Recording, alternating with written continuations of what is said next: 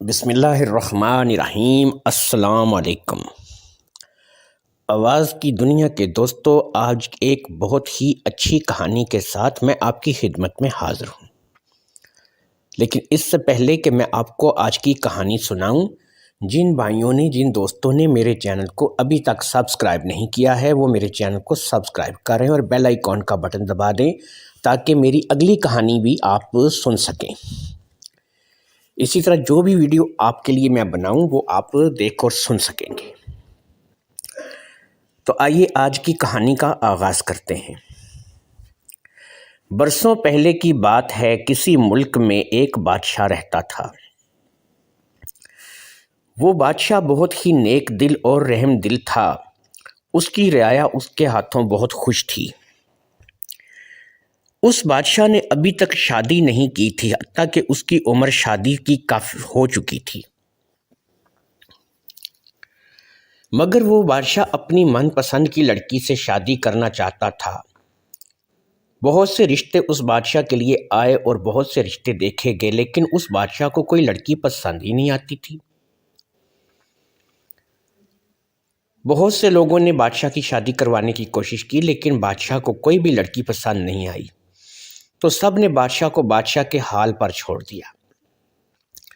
انہوں نے کہا کہ چلو ٹھیک ہے، جب بھی اب اس کا ارادہ ہوگا یا کوئی لڑکی اس کو پسند آئے گی تو یہ شادی کر لے گا۔ دوستو، اسی طرح وقت گزرتا گیا اور کافی وقت گزر گیا۔ ایک دن بادشاہ جب اپنی خوابگاہ میں سونے کے لیے گیا تو خواب کیا دیکھتا ہے؟ ایک بہت حسین لڑکی ہے جو کہ انتہائی حسین ہے، جس کی حسن کی کوئی مثال نہیں دی جا سکتی۔ وہ ایک باغ میں بیٹھی ہے اور باغ میں بیٹھے بیٹھے وہ اپنا انگوٹھا چوس رہی ہے۔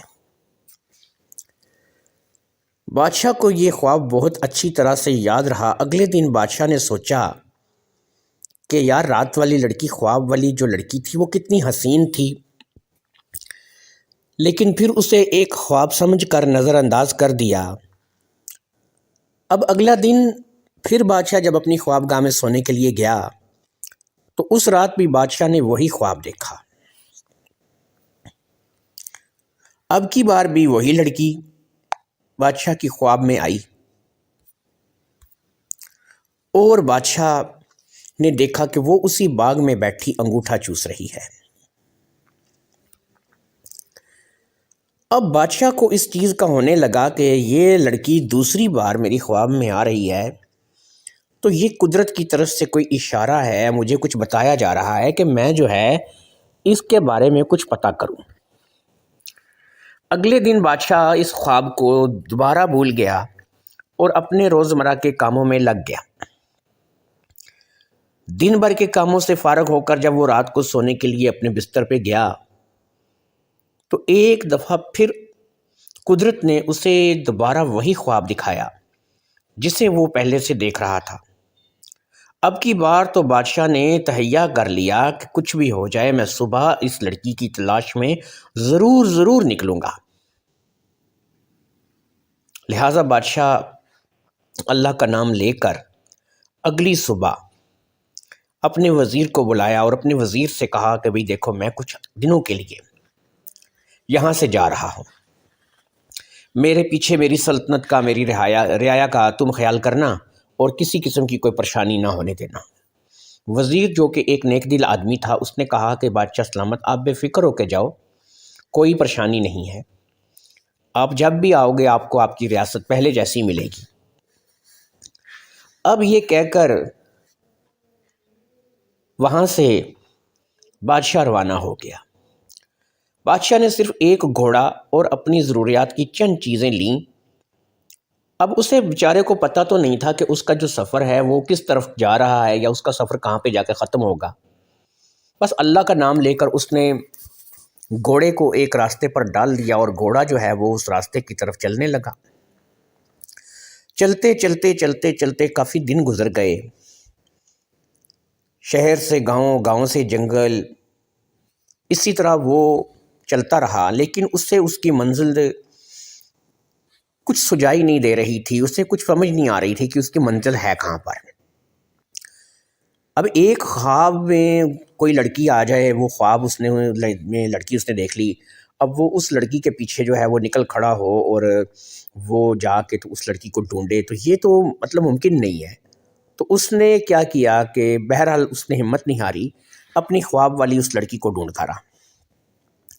کرتے کرتے وہ بادشاہ ایک جنگل میں پہنچ گیا، اور اس جنگل میں اس نے ایک جھونپڑی دیکھی۔ اس نے دیکھا کہ جھونپڑی کے باہر 4 بچے ہیں جو آپس میں ایک دوسرے سے لڑ رہے ہیں۔ بچے کچھ زیادہ بڑے نہیں تھے لیکن اتنے زیادہ چھوٹے بھی نہیں تھے۔ تو وہ بچے جو ہے وہ آپس میں جھگڑا کر رہے تھے۔ اب بادشاہ کو تجسس ہوا، بادشاہ ان کے پاس گیا اور ان کو کہا کہ بھئی تم لوگ آپس میں کیوں جھگڑا کر رہے ہو؟ تم لوگوں کے جھگڑا کرنے کی آخر ایسی کیا وجہ ہے کہ تم لوگ آپس میں جھگڑا کر رہے ہو؟ تو وہ بچے جو ہے وہ بادشاہ کی طرف دیکھے اور دیکھ کر کہا کہ بھئی دیکھو بادشاہ سلامت، آپ شکل و صورت سے کوئی بادشاہ معلوم ہوتے ہیں، تو آپ ہی ہم چاروں کا فیصلہ کروا دیں۔ بادشاہ نے کہا تم لوگوں نے صحیح پہچانا، میں ایک ملک کا بادشاہ ہوں، اور تم لوگوں کا جو بھی فیصلہ ہے وہ انشاءاللہ تعالیٰ میں حق پر اور جائز جو فیصلہ ہے تم لوگوں کا وہ میں کروا دوں گا، تو اپنا مسئلہ بیان کرو۔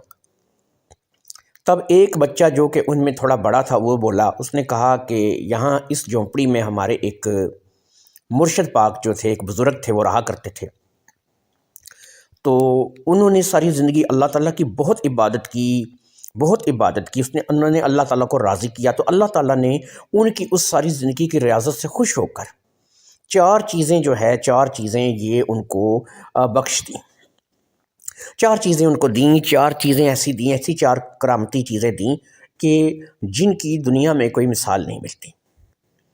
اب پہلی چیز جو ہے وہ ایک لاٹھی ہے، دوسری چیز جو ہے وہ ایک دیگچی ہے جس میں ہانڈی پکائی جاتی ہے، تیسری چیز جو ہے وہ انہوں کو ایک کپڑا دیا ہے، اور چوتھی چیز جو ہے وہ ایک جوتیوں کا جوڑا ہے، ایک پاؤں میں پہننے والی جوتی ہے۔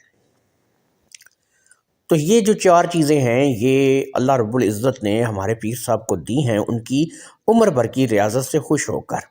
اب پیر صاحب جو ہے وہ تو دنیا سے پردہ فرما گئے، اور وہ 4 چیزیں جو ہیں وہ اب ہمارے پاس آ گئیں، کیونکہ ہم یہاں پیر صاحب کے پاس ہی رہتے تھے، انہی کے پاس پلے بڑے ہیں، انہی کے پاس وقت گزارا ہے، تو اس لیے اب پیر صاحب کے چلے جانے کے بعد اس چیز پر حق ہمارا ہے، تو وہ جو چیزیں ہیں ان پہ حق ہمارا ہے، تو ہم انہی کے لیے آپس میں ایک دوسرے سے جھگڑا کر رہے ہیں، کیونکہ ہم میں سے کوئی جو ہے وہ کوئی چیز لینا چاہتا ہے اور کوئی جو ہے وہ کوئی چیز لینا چاہتا ہے، تو میں جو ہے اسی لیے ہم دونوں میں لوگوں میں کوئی فیصلہ نہیں ہو پا رہا، اور ہم چاروں جو ہے وہ ان چیزوں کے لیے جھگڑ رہے ہیں۔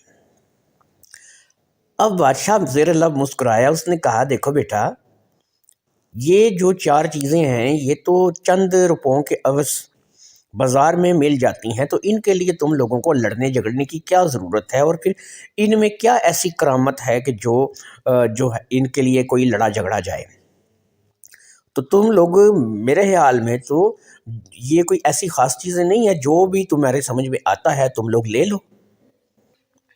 تو اب وہ جو بچے تھے وہ بادشاہ کی یہ بات سن کر مسکرانے لگے، اور انہوں نے کہا بادشاہ سلامت، آپ کو ان چیزوں کی کرامت کا نہیں پتہ، اگر آپ کو ان کی کرامات کا پتہ ہوتا تو پھر آپ کو اندازہ ہوتا کہ یہ جو چیزیں ہیں یہ کس قدر قیمتی ہیں، اور ان چیزوں کو ہم لوگ لینے کے لیے کیوں جھگڑ رہے ہیں۔ بادشاہ نے کہا چلو ٹھیک ہے، میں مان لیتا ہوں مجھے کرامت کا نہیں پتہ، آپ بتاؤ کہ ان چیزوں میں کیا کرامت ہے۔ انہوں نے کہا یہ لاٹھی، اگر کوئی بندہ مر جائے، 3 مرتبہ اس لاٹھی پر کلمہ پڑھ کے اس کی چارپائی جس پر اس کی لاش پڑی ہو، اس کی چارپائی کے نیچے سے اس لاٹھی کو آپ گما دو۔ جب 3 بار چارپائی کے نیچے آپ اس لاٹھی کو گماؤ گے تو وہ بندہ کلمہ پڑھتا ہوا اٹھ کر بیٹھ جائے گا۔ یہ رومال، اس رومال کو آپ ایک کونے سے پکڑو اور اس کو ہوا دینی شروع کرو، یا اس کو جو ہے وہ ہلانا شروع کرو، تو دوسرے کونے سے جتنی چاہو رقم، جتنی چاہو نوٹ، جتنی چاہو پیسے وہ برس دیں گے، ڈھیر لگ جاتا ہے پیسوں کا۔ یہ ہانڈی، یہ دیگچی جسے آپ ایک معمولی دیگچی سمجھ رہے ہیں، اس پہ آپ کپڑا ڈال دو اور پھر آپ بولو کہ اس دیگچی میں کوئی بھی چیز بولو کھانے کی، وہ اسی وقت تیار ہو جائے گی۔ آپ کپڑا ہٹاؤ، وہ چیز آپ کو تیار ملے گی اور آپ اس کو کھا سکو گے۔ اور یہ جوتیاں جو بھی بندہ اپنے پاؤں میں پہن لے گا، ان جوتیوں کو اپنے پاؤں میں پہن کے وہ جہاں ان کو جانے کا حکم دے گا، جہاں پر وہ جانا چاہے گا، یہ جوتیاں اس کو اڑا کر وہاں پر لے چلیں گی اور وہ بندہ اڑ کر وہاں پر پہنچ جائے گا۔ تو دوستو، میں آپ کو بتاتا چلوں کہ بادشاہ نے جب یہ 4 چیزوں کی خصوصیات سنی تو بادشاہ دنگ رہ گیا۔ اب بادشاہ خود جو ہے وہ ان چیزوں کو ماننے کے لیے تیار نہیں تھا کہ ایسا بھی ہو سکتا ہے، لیکن یہ دنیا ہے اللہ رب العزت کی جو بنائی ہوئی، اس میں بڑی بڑی چیزیں ایسی ہیں کہ جن کے اسرار و رموز جو ہیں وہ ہم نہیں جانتے۔ خیر، یہ ساری باتیں سننے کے بعد بادشاہ نے ان 4 سے کہا کہ دیکھو بھی، ایسا ہے کہ میں تم 4 کے درمیان ایک فیصلہ کرا دیتا ہوں، اور وہ فیصلہ میں تم 4 کے درمیان یہ کرا دیتا ہوں کہ تم 4، میں ایک بادشاہ ہوں، میرے پاس تیر بھی ہے، کمان بھی ہے، میں جنگل کی طرف منہ کر کے جنگل کی طرف 4 تیر جو ہے ان کو چھوڑ دوں گا۔ تیر جہاں پر جا کر گریں گے، تم 4 وہاں پہ بھاگ کے جاؤ گے اور ان تیروں کو اٹھا کر لے کے آؤ گے۔ جو تم میں سے سب سے پہلا تیر لے کر میرے پاس آئے گا، وہ جو چیز مجھ سے مانگے گا، میں ان 4 چیزوں میں سے اس کو وہ چیز دے دوں گا۔ دوسرے نمبر پر جو آئے گا، بچی ہوئی 3 چیزوں میں سے اس کو جو چیز چاہیے ہوگی وہ اس کو مل جائے گی۔ پھر اسی طرح تیسرا جب آئے گا تو 2 چیزیں جو بچ گئی ہوں گی اس میں سے لے لے گا، اور جب آخری بندہ آئے گا تو جو بھی چیز آخر میں بچی ہوگی وہ لے لے گا۔ تو اگر تم لوگوں کو میرا یہ فیصلہ پسند ہے اور تم میرے اس فیصلے کی عزت کرتے ہو، تو میں 4 تیر جو ہے وہ جنگل کی طرف منہ کر کے چھوڑتا ہوں، اور تم جو ہے وہ ان کے پیچھے جاؤ اور وہ جلدی سے تیر اٹھا لاؤ۔ جتنی جلدی تم لوگ تیر لے کر میرے پاس آؤ گے، اتنی جلدی میں تم لوگوں کو جو ہے وہ تمہاری چیزیں تقسیم کر کے اپنے سفر کے لیے آگے نکل جاؤں گا، کیونکہ میں نے ابھی بہت سفر کرنا ہے اور میرا راستہ بہت ہے، اور مجھے نہیں پتا کہ میں نے کہاں جانا ہے اور میری منزل کہاں پر ہے۔ ان 4 بچوں نے کہا، یہ ٹھیک ہے، یہ ایک زبردست فیصلہ ہے، آپ ایسا کیجئے کہ آپ 4 تیر چھوڑ دیجئے اور ہم وہ 4 تیر جنگل کی طرف سے جا کے اٹھا کر لے آتے ہیں، اور جو پہلے آئے گا وہ پہلے چیز لے لے گا، دوسرے نمبر پہ دوسری اور تیسری، پھر اسی طرح آپ تک چیزیں تقسیم کر دیجئے گا۔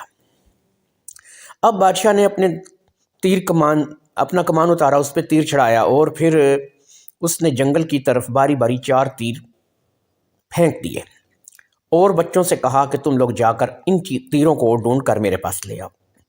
بچے وہ تیر ڈھونڈنے کے لیے فٹافٹ بھاگ کر جنگل کے اندر کی طرف گھس گئے اور ان تیروں کے پیچھے جا کر ان تیروں کو ڈھونڈنے لگے۔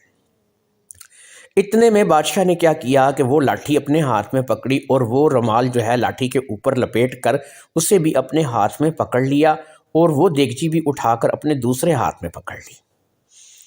جوتیاں پہنی، جوتیاں پہن کر کہا کہ اے کراماتی چپلو، مجھے میری خواب والی شہزادی کے محل میں لے چلو، میں اس شہزادی کے پاس جانا چاہتا ہوں جو میرے خواب میں آئی تھی۔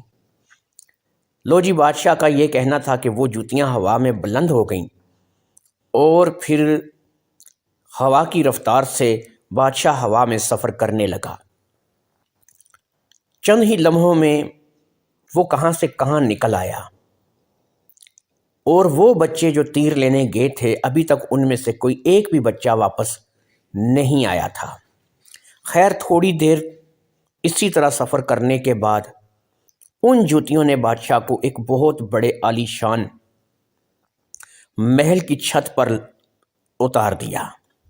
محل کی چھت پر اتر کر بادشاہ نے ارد گرد کا جائزہ لیا۔ اب وہ یہاں پر نہیں رہنا چاہتا تھا، کیونکہ اس وقت صبح کا وقت تھا، دوپہر کا وقت تھا، روشنی تھی، اور وہ روشنی میں شہزادی سے ملاقات نہیں کرنا چاہتا تھا۔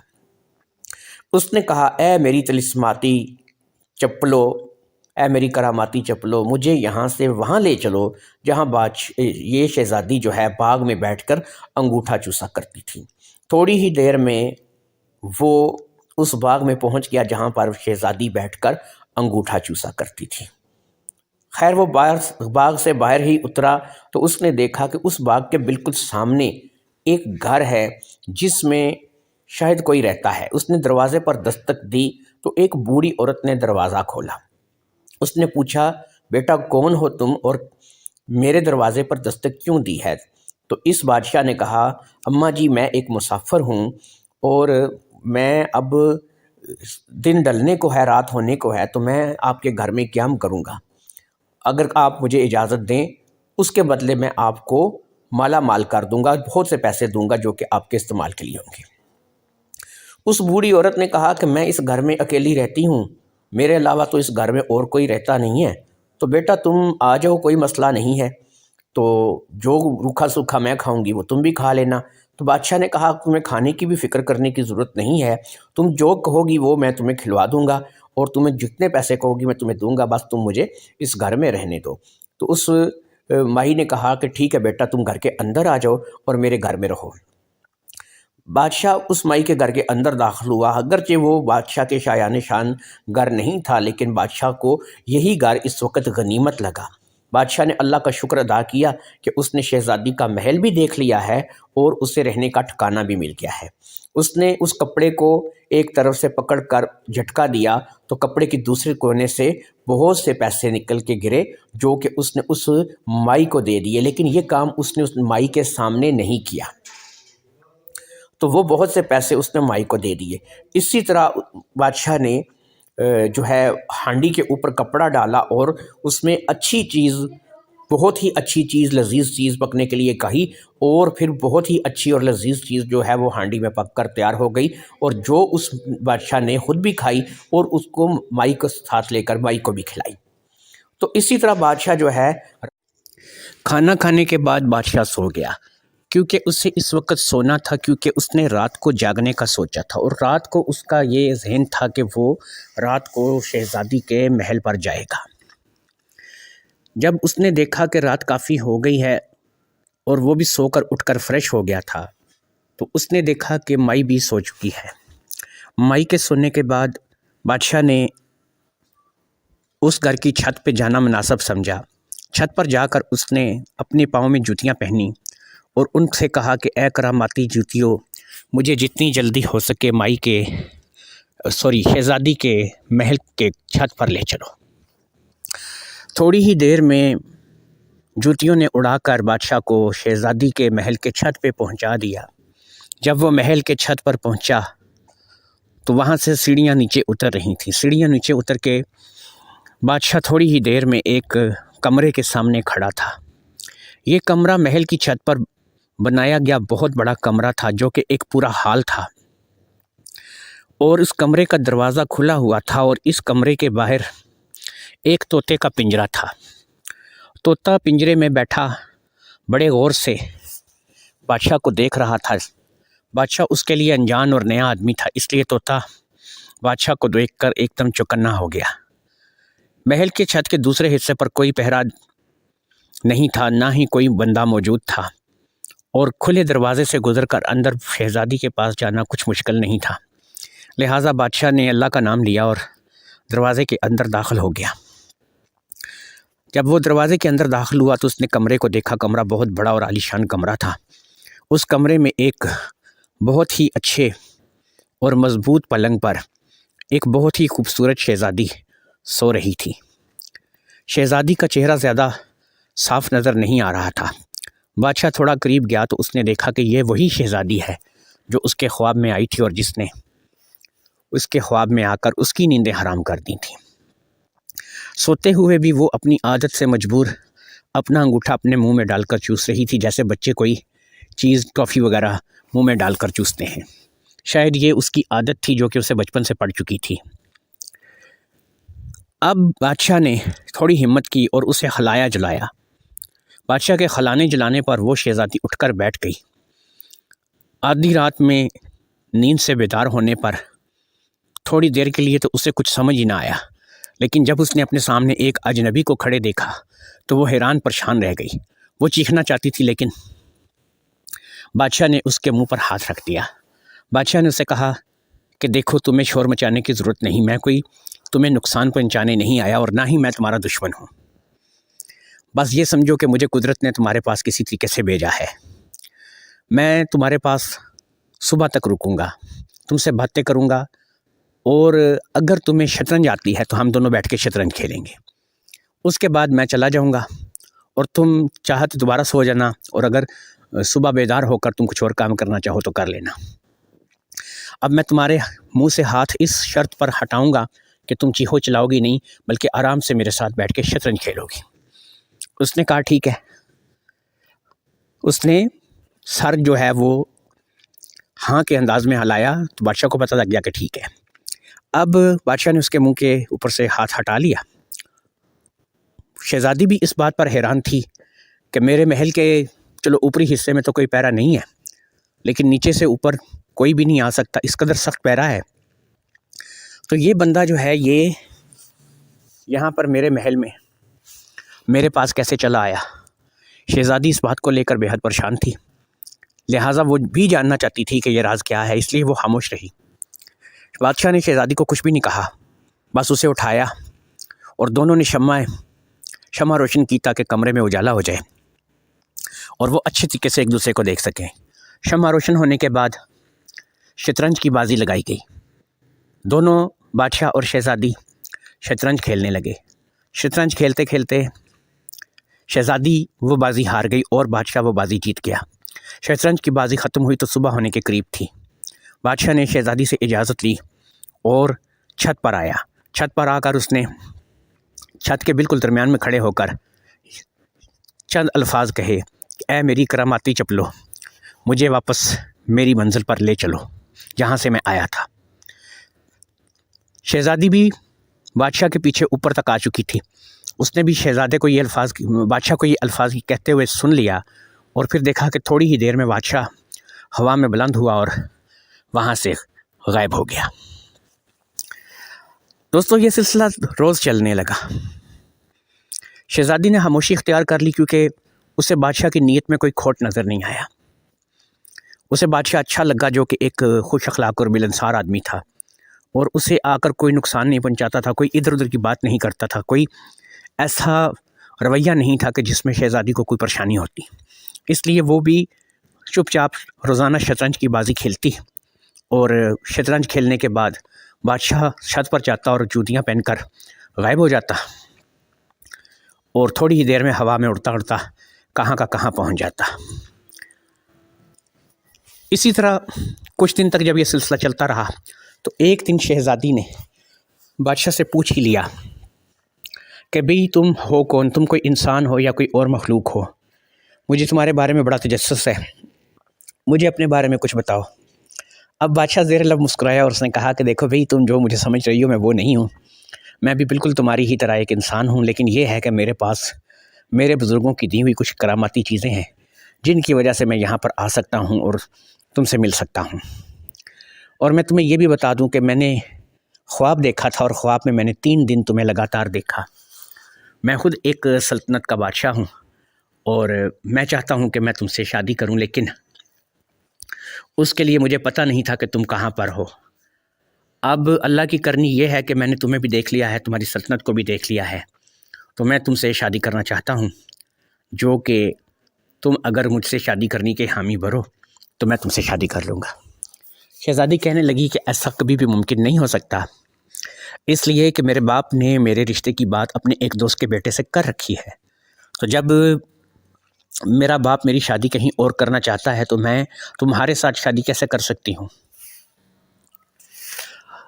اب بادشاہ سوچ میں پڑ گیا۔ اس نے کہا کہ پھر اس کا تو ایک حل ہو سکتا ہے، اور وہ یہ حل ہو سکتا ہے کہ اگر تم کہو تو میں تمہیں اپنے ساتھ یہاں سے لے جاؤں۔ اس نے کہا ایسا ممکن نہیں ہے، میں بھی تمہارے ساتھ نہیں جاؤں گی۔ ظاہری بات ہے کہ جب میرے بادشاہ باپ نے میرے لیے کوئی فیصلہ کیا ہے تو کچھ سوچ سمجھ کر ہی کیا ہوگا، تو میں تمہارے ساتھ نہیں جاؤں گی۔ اس دن شہزادہ بادشاہ جو ہے وہ چھت پر گیا اور اپنی کرامتی چپلوں کی وجہ سے واپس آ گیا۔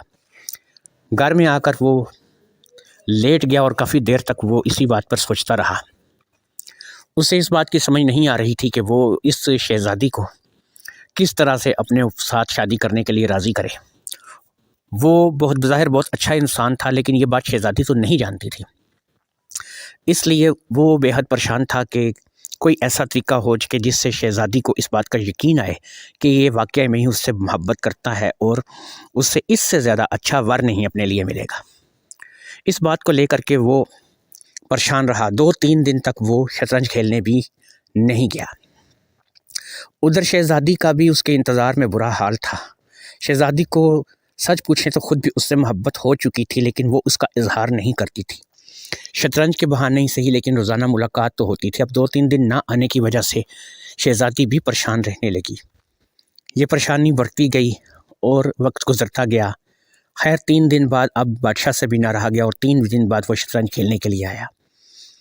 پھر جب اس نے شہزادی سے دوبارہ اسی سلسلے میں بات کی تو شہزادی نے یہی کہا کہ جہاں اس کے ماں باپ چاہیں گے وہ وہاں شادی کرے گی اور وہ اس سے شادی نہیں کرے گی۔ اب بادشاہ اس کا جواب پہلے سن چکا تھا، جو صدمہ بادشاہ کو لگنا تھا لگ چکا تھا۔ بادشاہ چلا گیا۔ یہ سلسلہ پھر اسی طرح چلنے لگا۔ بادشاہ آتا شطرنج کھیلتا چلا جاتا، بادشاہ آتا شطرنج کھیلتا چلا جاتا۔ کچھ دن گزر گئے۔ ایک دن جو اس شہزادی کا باپ تھا، جو یعنی وہاں کا بادشاہ تھا، وہ اپنی بیٹی سے ملنے کے لیے آ گیا۔ اب وہ اپنی بیٹی سے جب ملنے کے لیے آیا تو اس نے دیکھا کہ اس کے ساتھ اس کا وزیر اور کچھ مصاحب بھی تھے، جو کہ مصاحب اور وزیر تو دروازے کے باہر کھڑے ہو گئے، جبکہ وہ اپنی بیٹی سے اس کے کمرے میں، اس کے محل کے کمرے میں جو کہ اس کے لیے مخصوص تھا، ملنے کے لیے گیا۔ اب جب بادشاہ اپنی بیٹی کے کمرے میں داخل ہونے لگا تو طوطا جو ہے وہ ایک دم سے چلا اٹھا اور طوطے نے اس چیز کی رٹ لگا دی کہ یہاں کوئی آتا ہے، یہاں کوئی آتا ہے، یہاں کوئی آتا ہے۔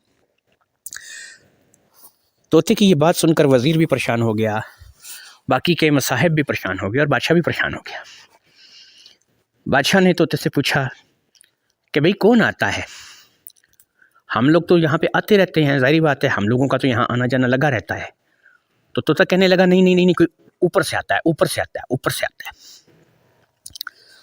بادشاہ بڑا پریشان ہوا، اس نے کہا اچھا اوپر سے آتا ہے، کہاں سے؟ طوطے نے بار بار اپنے سر سے سیڑھی اور چھت کی طرف اشارہ کیا۔ بادشاہ نے وزیر اور مصاحبوں کو حکم دیا کہ آپ لوگ ذرا سیڑھی اور چھت جا کر اچھی طرح سے چیک کرو اور دیکھو کہ کیا کسی کے آنے کے کوئی آثار ہیں۔ لو جی، وزیر اور بادشاہ کے مصاحب چھت پر گئے، لیکن انہیں کوئی بھی ایسا اشارہ، کوئی ایسی چیز نہیں ملی کہ جس سے پتہ چلے کہ اس چھت کے اوپر سے کوئی یہاں پہ آتا ہے۔ سب نیچے آگے، انہوں نے کہا بادشاہ سلامت ایسا کوئی بھی آثار نہیں ہے، کوئی بھی بندہ یہاں پر آتا ہے تو مجھے نہیں پتا کہ کیسے آتا ہے، بہرحال یہ طوطا ہو سکتا ہے جھوٹ بولتا ہو۔ بادشاہ کہنے لگا نہیں، یہ میرا پالتو طوطا ہے، اس کو میرے ساتھ جھوٹ بولنے کی کیا ضرورت ہے؟ اگر یہ کہتا ہے کہ اوپر سے کوئی آتا ہے تو آتا ہوگا، لیکن یہ بات کسی نے بھی شہزادی سے نہیں کرنی۔ شہزادی کو ہم یہ بات نہیں بتائیں گے۔ اب میں اپنی بیٹی سے مل کے آتا ہوں، تم لوگ یہاں پہ باہر کھڑے رہو۔ بادشاہ یہ بات کر کے کمرے کے اندر داخل ہو گیا، شہزادی سے ملا، شہزادی کی خیریت پوچھی، چند باتیں کی اور پھر باتیں کرنے کے بعد وہ باہر نکل آیا۔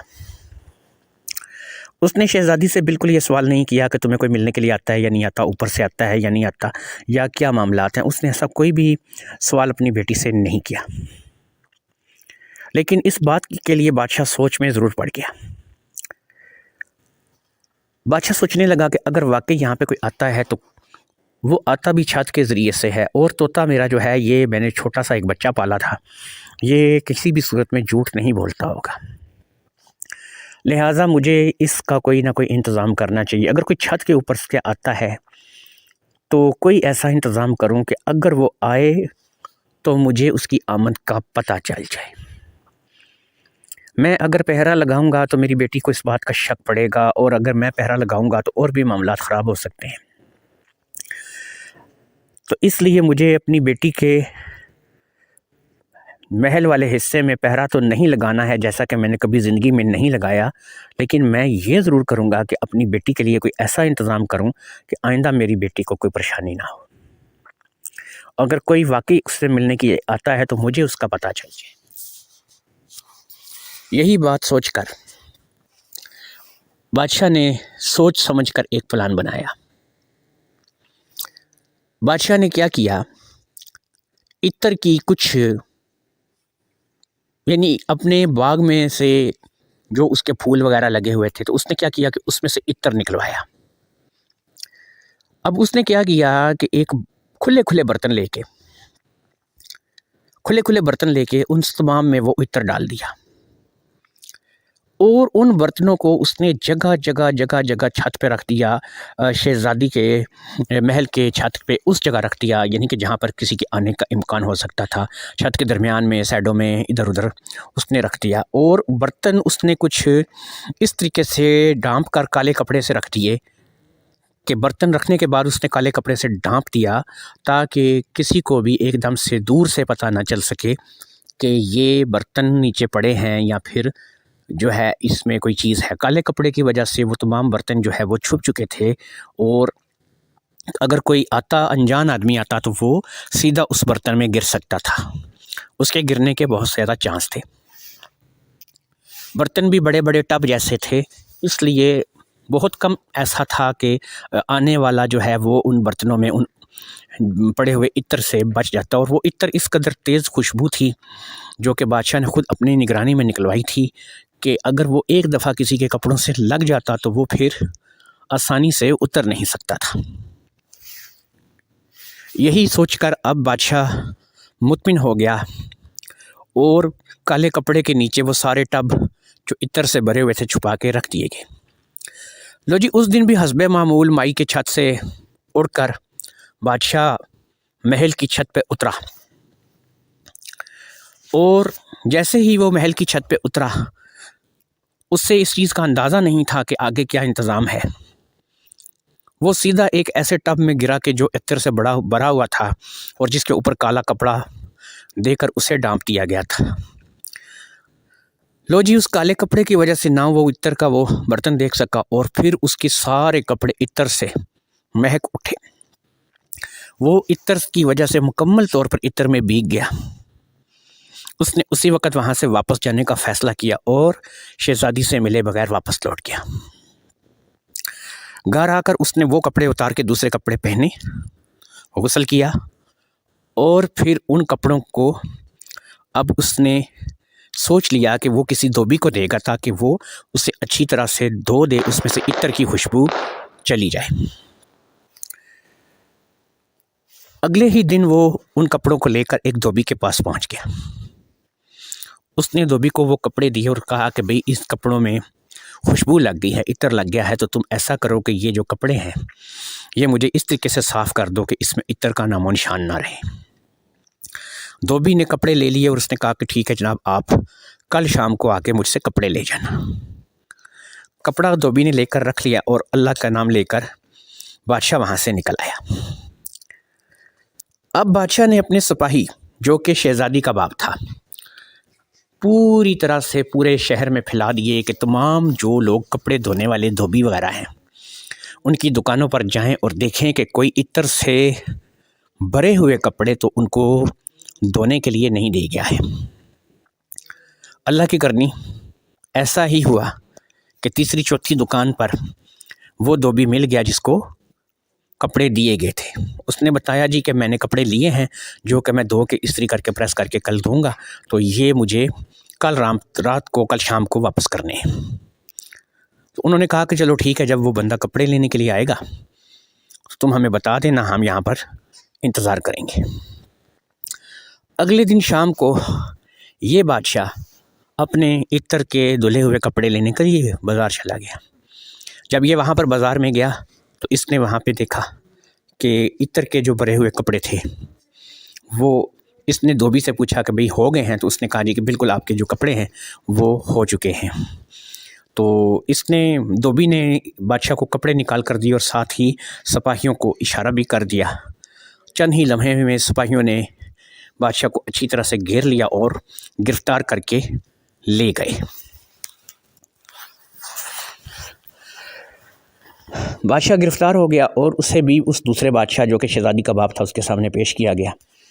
تو اس نے بادشاہ سے پوچھا کہ ہاں بھئی تم کون ہو، اور تم مجھے یہ بتاؤ کہ تم کیسے جو ہے وہ میری بیٹی کے محل کے چھت پہ اترتے ہو، اور تم میری بیٹی سے کب سے مل رہے ہو، اور اس کا کیا راز ہے۔ اس نے کہا بس بادشاہ سلامت، میں کسی نہ کسی طریقے سے محل پہ آ جاتا ہوں اور آپ کی بیٹی سے مل کے چلا جاتا ہوں، اس میں راز تو کوئی بھی نہیں ہے۔ تو میں آپ کی بیٹی سے شادی کرنا چاہتا ہوں، میں شادی کا خواہش مند ہوں، مجھے آپ کی بیٹی پسند ہے، تو میں چاہتا ہوں کہ آپ میری شادی اپنی بیٹی سے کر دیں۔ بادشاہ نے کہا کہ یہ تو سوال ہی پیدا نہیں ہوتا کہ ہم تمہاری شادی اپنی بیٹی سے کریں، لیکن اب میں یہ کر سکتا ہوں کہ تم نے یہ جو حرکت کی ہے، اس حرکت کے بدلے میں مجھے تمہیں مارنا ہوگا، اس لیے میں تمہیں چھوڑ نہیں سکتا، تو میں اب تمہاری جان جو ہے یہ لے لوں گا۔ اس بادشاہ نے کہا دیکھو جناب، یہ اتنی بڑی حرکت نہیں ہے یا اتنی بڑی میرا قصور نہیں ہے، مجھے آپ اس کے لیے کوئی مناسب سزا دے سکتے ہیں، لیکن میری موت کی سزا آپ نہیں دے سکتے۔ خدا نہ خواستہ میں نے کسی کو مارا نہیں ہے، قتل نہیں کیا ہے، نہ ہی میں کوئی ایسا کہ کوئی بہت بڑا مجرم ہوں، اس کے لیے آپ مجھے کوئی بھی سزا دے سکتے ہیں۔ اور آپ اپنی بیٹی سے پوچھیں کہ اس کی عزت محفوظ ہے، اس کے معاملات محفوظ ہیں، میں نے کبھی اس سے کوئی بدتمیزی نہیں کی، کوئی بد تہذیبی نہیں کی، تو اس لیے میرے لیے موت کی سزا آپ تجویز کر رہے ہیں، یہ بادشاہ ہونے کے ناطے آپ کا حق نہیں بنتا۔ دوسرا بادشاہ کہنے لگا دیکھو دیکھو دیکھو، تم مجھے نہ سکھاؤ کہ مجھے کیا کرنا ہے یا کیا نہیں کرنا ہے، میرے لیے تو تمہاری سزا موت ہے، کیونکہ تم نے میری بیٹی کے آرام میں مخل ہوئے ہو اور میری بیٹی کے محل میں داخل ہوئے ہو، تو میری بیٹی جو ہے اس کو تم بات چیت کر کے جاتے رہے ہو، تو اس لیے تمہاری جو سزا ہے وہ موت ہے۔ اب بادشاہ نے کہا دیکھو دیکھو جناب، ایسا ہے کہ اگر اس میں قصوروار ہوں تو جتنا قصور میرا ہے تو اس سے کچھ کم قصور آپ کی بیٹی کا بھی نہیں ہے، کہ اگر میں آپ کی بیٹی سے ملتا رہا ہوں تو وہ بھی مجھ سے ملتی رہی ہے، اگر آپ کی بیٹی کے ساتھ میں شطرنج کھیلتا رہا ہوں تو وہ بھی میرے ساتھ شطرنج کھیلتی رہی ہے، اگر آپ کی بیٹی کے کمرے میں محل میں بھی آتا رہا ہوں تو اس نے بھی تو آپ کو کبھی نہیں بتایا، تو اس لیے جتنی پھر میری سزا ہے اتنی آپ کی بیٹی کی بھی سزا ہونی چاہیے، یا تو پھر ہم دونوں کو موت کی سزا دیں یا پھر مجھے بھی چھوڑ دیں اور اپنی بیٹی کو بھی چھوڑ دیں، دونوں کے لیے پھر سزا جو ہے وہ ایک جیسی ہونی چاہیے۔ تو بادشاہ نے کہا نہیں نہیں نہیں، وہ میری بیٹی ہے، میں اس کو کوئی سزا نہیں دوں گا، لیکن تمہیں سزا ملے گی، اور تمہیں سزا یہ ملے گی کہ تم پھانسی پر لٹکا دیے جاؤ گے کل صبح۔ اب اس بادشاہ نے کہا چلو ٹھیک ہے، اگر آپ میری موت کا فیصلہ کر ہی چکے ہیں اور آپ مجھے مارنا ہی چاہتے ہیں تو ٹھیک ہے، میں آپ کو نہیں روکوں گا، لیکن میری ایک آخری خواہش ہے جو آپ کو پوری کرنی ہوگی۔ بادشاہ نے کہا ہاں ہم یہ کر سکتے ہیں کہ تمہاری آخری خواہش پوری کر دیں، بولو تمہاری آخری خواہش کیا ہے۔ اس نے کہا میری آخری خواہش یہ ہے کہ آپ کا جہاں باغ ہے اس باغ کے بالکل سامنے ایک گھر ہے، وہاں پر ایک بوڑھی مائی رہتی ہے، میں اپنے مرنے سے پہلے ایک آخری ملاقات اس مائی سے کرنا چاہتا ہوں۔ اس نے کہا کوئی نہیں مسئلہ، کل صبح جب تمہیں پھانسی لگایا جائے گا اس سے پہلے مائی کو تمہارے پاس بلوا لیا جائے گا۔ لو جی، اگلے دن صبح جب پھانسی کا وقت آیا، پھانسی دینے کے لیے بادشاہ کو لے کر جا رہا تھا، تو اسی وقت راستے میں سپاہیوں نے کہا کہ بھئی یہ مائی ہے، تم اس سے ملاقات کرنا چاہتے تھے، وہ کر لو۔ اب وہ مائی بیچاری بھی کیونکہ اسے پیسے ملتے تھے، اس کے گھر میں رہتا تھا، اس کی بڑی عیش و آرام تھی، تو اس نے کہا کہ بیٹا تو نے یہ کیا کر دیا، بادشاہ تمہیں کیوں مار رہا ہے؟ تو اس نے کہا کہ ان باتوں کا وقت نہیں ہے، یہ باتیں چھوڑیں، کان اپنا میرے قریب لائیں، مجھے آپ سے کان میں کوئی بات کرنی ہے۔ اس نے کہا ٹھیک ہے بیٹا کرو۔ اس نے کہا دیکھو اماں، بات یہ ہے میں مر جاؤں گا، مجھے جب مار دیا جائے گا تم بادشاہ سے کہنا کہ لاش مجھے دے دو، کفن دفن جو بھی کرنا ہے میں کروں گی۔ تو تم نے کرنا یہ ہے کہ تم میری لاش لے جا کر اپنے گھر میں ایک چارپائی پہ رکھ دینا، اور پاک صاف بستر پہ پاک صاف چارپائی پہ مجھے لٹا دینا۔ میرا جو سامان ہے جو میرے پاس ہے اس میں دیکھو گی تم ایک لاٹھی ہوگی، تم نے کیا کرنا ہے کہ 3 مرتبہ کلمہ پڑھ کے اس لاٹھی کو میری چارپائی کے نیچے سے گھمانا ہے۔ تم جیسے ہی 3 مرتبہ کلمہ پڑھ کے اس لاٹھی کو میری چارپائی کے نیچے سے 3 مرتبہ گھماؤ گی، اللہ کے حکم سے میں زندہ ہو جاؤں گا، اور مجھے کسی قسم کا بھی کوئی یہ جو پھانسی سے جو میری موت آئے گی یہ میری ختم ہو جائے گی اور میں زندہ ہو جاؤں گا۔ مائی کہنے لگی بیٹا یہ کیسے ہو سکتا ہے، مرا ہوا آدمی کیسے زندہ ہو سکتا ہے؟ تو اس نے کہا کہ نہیں مائی تم نہیں جانتی، یہ جو ہے لاٹھی یہ بڑی کراماتی لاٹھی ہے، اور اللہ کے حکم سے اللہ کے فضل سے میں زندہ ہو جاؤں گا اگر تم میرے لیے یہ کر سکو۔ تو اس نے کہا بیٹا تم نے جتنا مجھے پیسہ دیا، جتنا تم نے میرے لیے کام کیا، یہ جو تم میرے لیے کرتے رہے ہو، تو میرے لیے تو یہ کوئی کام ہی نہیں ہے، تو میں کر دوں گی انشاءاللہ۔ مائی چلی گئی۔ ادھر اس چھوٹے سے جرم میں، جو کہ واقعی اس کا بھی اتنا ہی قصور تھا، شہزادی کا بھی اتنا ہی قصور تھا، لیکن صرف اور صرف اس بادشاہ کو پھانسی پہ لٹکا دیا گیا اور اس کی موت ہو گئی۔ موت کے بعد مائی نے اس کا جسم بادشاہ سے مانگ لیا، جو کہ بادشاہ نے اسے خوشی خوشی دے دیا۔ وہ لے جا کر سپاہیوں نے مائی کے گھر بستر پہ لٹا دیا اور خود چلے گئے۔ اس نے کہا کہ نہیں مجھے کوئی جنازہ شازہ نہیں کروانا۔ مائی نے کہا کہ مجھے کوئی جنازہ شازہ نہیں کروانا، بس مجھے آپ نے اس کا جسم دے دیا، اب آپ لوگ جاؤ، میں اب خود جو ہے وہ اس کے لیے کفن دفن کا سارا انتظام کر لوں گی، مجھے آپ لوگوں کی کسی مدد کی ضرورت نہیں ہے۔ وہ وہاں سے آ گئے۔ وہ اندر گئی کمرے میں۔ اب کمرے میں جا کے اس نے وہاں پہ دیکھا تو 3-4 چیزیں پڑی تھیں، ایک دیگچی تھی، ایک کپڑا تھا، ایک لاٹھی تھی اور ایک جوتیوں کا جوڑا تھا۔ تو اس نے وہاں سے لاٹھی اٹھائی، اس لاٹھی کو لے آ کر اس نے 3 مرتبہ کلمہ پڑھ کے لاٹھی جو ہے وہ اس بادشاہ کی چارپائی کے نیچے سے گھما دی۔ جیسے ہی وہ لاٹھی بادشاہ کی چارپائی کے نیچے سے گھومی تو یہ بادشاہ کلمہ پڑھتے ہوئے اٹھ کر بیٹھ گیا۔ جیسے ہی وہ اٹھا، ایک لمحے کے لیے مائی ڈر گئی، لیکن پھر اس نے مائی کو تسلی دی۔ اس نے کہا مائی کوئی مسئلہ نہیں ہے، میں ٹھیک ٹھاک ہوں اور الحمدللہ کوئی پریشانی نہیں ہے۔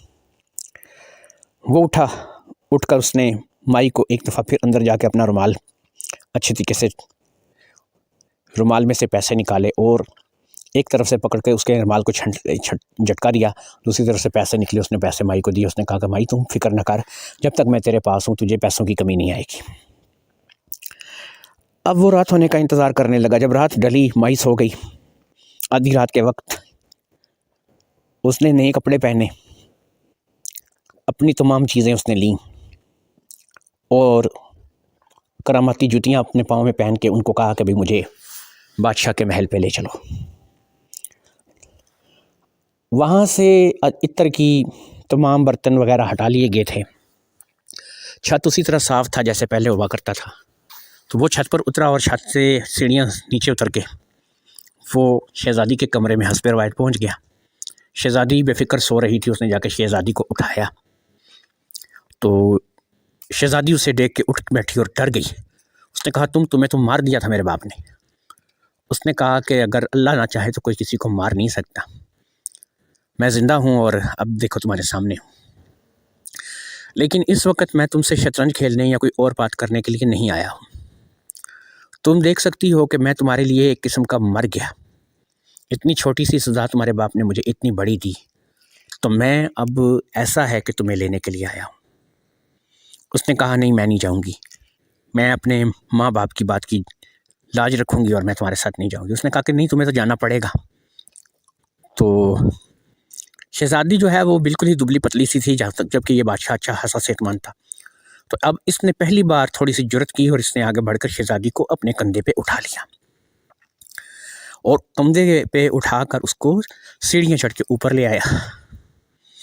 شہزادی بھی یہ حیران تھی کہ یہ مجھے سیڑھیوں کے اوپر لے آیا ہے، یہ جیسے مطلب خود آتا ہے، آج مجھے ویسے ہی لے کے کہیں جانے چاہتا ہے۔ تو اب اس نے کہا بادشاہ نے کہ دیکھو بھئی، اب ایک آخری مرتبہ تم اپنے محل کو، اپنی سب چیزوں کو دیکھ لو، اپنے لوگوں کو دیکھ لو، میں تمہیں یہاں سے لے کر کے جا رہا ہوں۔ اس نے کہا ٹھیک ہے، اگر لے جا سکتے ہو تو لے جاؤ، میں بھی دیکھتی ہوں کہ آج تمہیں مجھے کیسے لے کے جاتے ہو۔ اصل میں شہزادی کے ذہن میں یہ بات آئی تھی کہ میں دیکھوں تو صحیح یہ آتا جاتا کیسے ہے، اس کا یہ طریقہ کار کیا ہے، یہ مر کے کیسے زندہ ہو گیا۔ یہ باتیں سب شہزادی کے لیے بڑی ہی حیرت کی باعث تھیں اور وہ اب اس کے نتیجے پہ پہنچنا چاہتی تھی۔ لہٰذا اسی لیے اس نے کہا کہ ٹھیک ہے ابھی میں دیکھتی ہوں مجھے تم کیسے لے کے جاتے ہو۔ اس نے کہا ٹھیک ہے۔ اس نے شہزادی کو کہا میرے کندھوں پہ بیٹھ جاؤ۔ شہزادی اس کے کندھوں پہ بیٹھ گئی، جوتیاں بادشاہ نے پاؤں میں پہنی اور ان کو کہا کہ اے میری کرامتی چپلو، مجھے آج یہاں سے اڑا کر تم میرے محل پہ لے چلو۔ لو جی، تھوڑی ہی دیر میں چپلیں ہوا میں اڑنے لگیں اور بادشاہ کے کندھوں پہ بیٹھی شہزادی بھی ہوا میں اڑنے لگی۔ اسے سمجھ آ گئی تھی کہ یہ بندہ اڑ کر میرے پاس آتا ہے اور ان چپلوں کی وجہ سے یہ اڑتا ہے۔ اس نے دیکھا بادشاہ کے پاس کچھ اور چیزیں بھی تھیں جسے بادشاہ نے بڑی مضبوطی سے پکڑ رکھا تھا۔ وہ ایک لاٹھی تھی، ایک دیگچی تھی اور ایک کپڑا تھا۔ ان کی کیا خصوصیت تھی اس کے بارے میں ابھی شہزادی کو نہیں پتہ تھا، لیکن شہزادی جانتی تھی کہ عنقریب وہ ان کی خصوصیت کا بھی پتہ لگا لے گی۔ لیکن اسے فی الحال ایک چیز کی خصوصیت پتہ چل گئی تھی، اور وہ چیز تھی وہ کراماتی چپلیں۔ کافی دیر اڑنے کے بعد شہزادی کہنے لگی کہ دیکھو تم ایسا کرو کہ تم تو یہ تہیا کیے بیٹھے ہو کہ مجھے اپنے گھر اپنے محل تک لے کے جاؤ گے، تو مجھے تم تھوڑی دیر کے لیے یہاں نیچے اتار دو، میں بہت زیادہ تھکی ہوئی ہوں، میں تھوڑا آرام کر لیتے ہیں، اس کے بعد ہم لوگ چلے جائیں گے۔ اس نے کہا ٹھیک ہے چلو، میں تمہیں نا یہاں کوئی قریبی کوئی اچھی سی جگہ دیکھ کے میں تمہیں اتارتا ہوں۔ تو اس نے دیکھا کہ ایک راستہ تھا جو کہ جنگل کی طرف جا رہا تھا، اس جگہ پہ کچھ تھوڑے تھوڑے درخت تھے۔ تو اس نے کہا کہ چلو ہم یہاں پہ اتر جاتے ہیں اور یہاں پہ ہم لوگ جو ہے آرام کرتے ہیں، باقی کا سفر ہم لوگ صبح کریں گے۔ وہاں نیچے لے جا کر اس نے وہاں پہ سونے کا لیٹنے کا ایک درخت کے نیچے انتظام کیا، اور اس نے شہزادی کو کہا کہ بھی ٹھیک ہے تم بھی آرام کر لو اور میں بھی آرام کرتا ہوں، اور ہم لوگ جو ہے وہ صبح اپنا آگے کا سفر کریں گے۔ یہ شہزادی کو کندھوں پہ اٹھا اٹھا کے تھک چکا تھا، اور جبکہ شہزادی فریش تھی کیونکہ وہ اس کے کندھوں پہ صرف بیٹھ کر آئی تھی۔ اس کے علاوہ شہزادی کیونکہ سوئی بھی رہی تھی، اس لیے اس نے اپنی کافی نیند بھی پوری کی ہوئی تھی، تو اسے کسی قسم کی نیند کا مسئلہ نہیں تھا۔ خیر یہ تھکے ہوئے تھے، دونوں لیٹے، اور تھوڑی ہی دیر میں بادشاہ کی آنکھ لگ گئی اور بادشاہ سو گیا۔ صبح کی روشنی نے بادشاہ کو جگا دیا، بادشاہ اٹھ کر بیٹھ گیا۔ اب اس نے اپنے ارد گرد دیکھا تو اس سے شہزادی نظر نہیں آئی، شہزادی وہاں پر موجود نہیں تھی۔ جب اسے شہزادی نظر نہیں آئی وہ ایک دم سے ہڑبڑا کر اٹھ کر بیٹھ گیا۔ اس نے ارد گرد ساری چیزیں دیکھیں تو اس کے نیچے سے ساری چیزیں بھی غائب تھیں، نہ اس کے پاس لاٹھی تھی، نہ کپڑا تھا، نہ دیگچی تھی، اور نہ ہی اس کی چپلیں تھیں۔ اب اسے لگا کہ شہزادی نے چپلیں پہن لی ہیں اور باقی چیزیں وہ اپنے ساتھ لے گئی ہے۔ ہاں، حتیٰ کہ وہ باقی چیزوں کے بارے میں نہیں جانتی تھی کہ باقی چیزوں کا کیا کردار ہے، لیکن چپلوں کے بارے میں وہ جان چکی تھی، اس لیے وہ چپلوں کو آسانی سے اپنے مقصد کے لیے استعمال کر سکتی تھی۔ یہ سارا کچھ دیکھ کر تھوڑی دیر کے لیے بادشاہ سب کچھ بھول گیا۔ اس کے دماغ میں اب یہی بات چل رہی تھی کہ میری وہ ساری کراماتی چیزیں بھی گئیں اور شہزادی بھی میرے ہاتھ سے نکل گئی، مجھے نہیں پتا کہ اب میں کیا کروں گا۔ ابھی وہ اسی ادھیڑ بن میں مصروف تھا کہ اس نے جنگل کی طرف سے کچھ ناچنے گانے کی آواز سنی۔ وہ اٹھا اور جلدی سے جنگل میں اندر ناچنے گانے کی آواز جس طرف سے آ رہی تھی اس طرف بھاگا۔ جب وہ اندر جنگل میں کافی اندر داخل ہو گیا تو اس نے دیکھا کہ ایک جگہ پر ایک بہت بڑا عفریت نما دیو ہے جو کہ ایک بہت بڑے تخت پہ بیٹھا ہے، اور اس کے ارد گرد پریاں ناچ رہی ہیں، اور وہ پریوں کا ڈانس دیکھ رہا ہے۔ اس دیو کے ساتھ اور بھی بہت سے جن اور دیو کھڑے تھے جو کہ یہ منظر دیکھ رہے تھے۔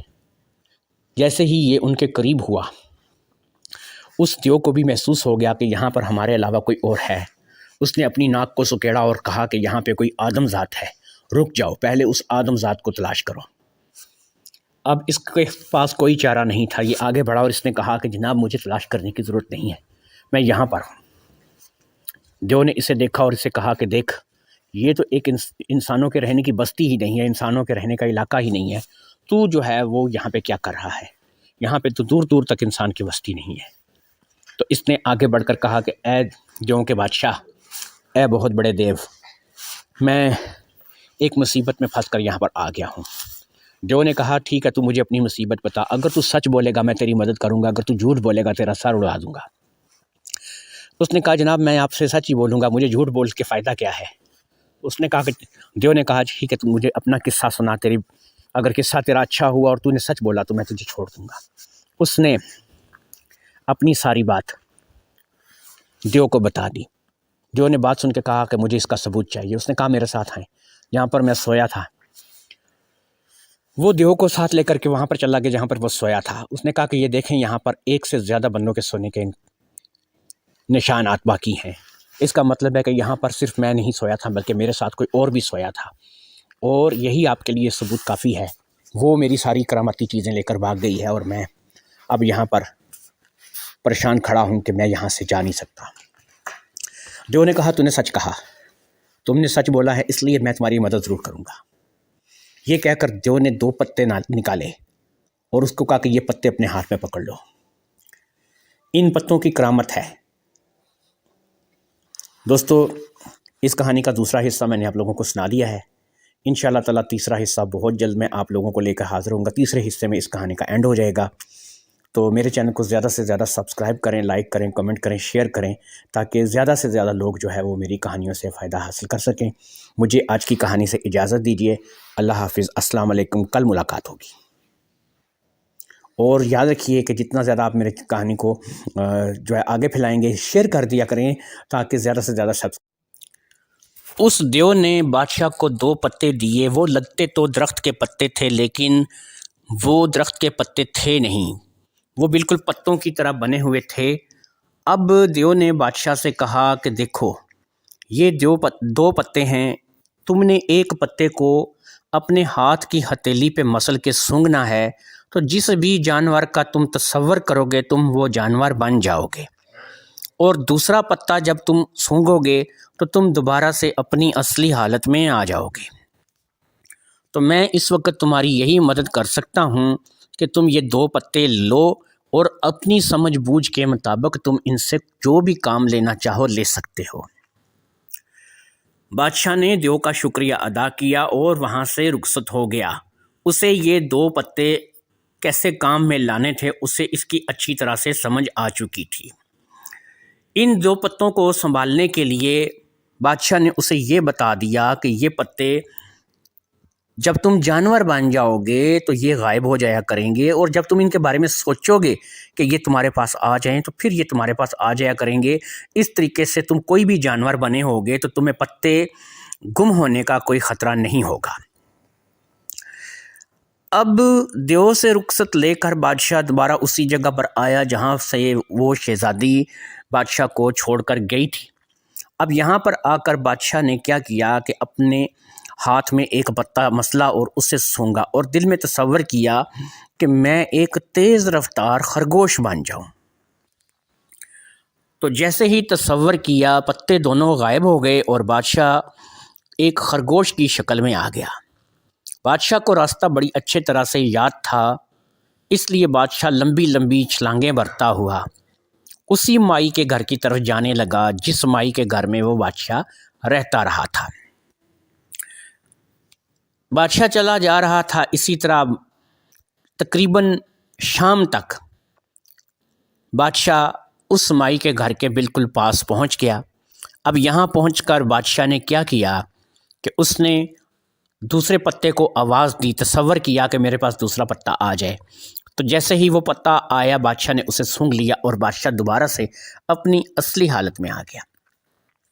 جیسے ہی بادشاہ اپنی اصلی حالت میں آیا اس نے اسی مائی کے گھر پہ دروازے پہ دستک دی۔ مائی نے دروازہ کھولا تو وہ بادشاہ کو ایک دفعہ پھر اپنے سامنے دیکھ کر حیران رہ گئی۔ خیر بادشاہ گھر کے اندر داخل ہو گیا اور اس نے مائی سے کہا کہ وہ بہت تھک چکا ہے، وہ آرام کرنا چاہتا ہے۔ تو اس مائی نے کیونکہ کافی سارے پیسے بادشاہ سے لیے ہوئے تھے تو اس لیے وہ بادشاہ کو کسی بات کے لیے منع کر ہی نہیں سکتی تھی۔ بادشاہ سے مائی نے کوئی ادھر ادھر کے سوال بھی نہیں کیے اور اس نے اس کو آرام سکون سے اپنے گھر میں رکھ لیا۔ رات گزر گئی، اگلا دن آ گیا۔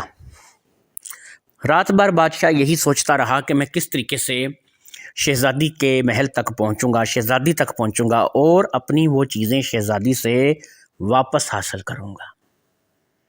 خیر ایک بات جو بادشاہ کے دل میں آئی، بادشاہ اس پہ مطمئن ہوا اور پھر وہ سو گیا۔ اگلی صبح اس نے مائی کو اپنے پاس بلایا۔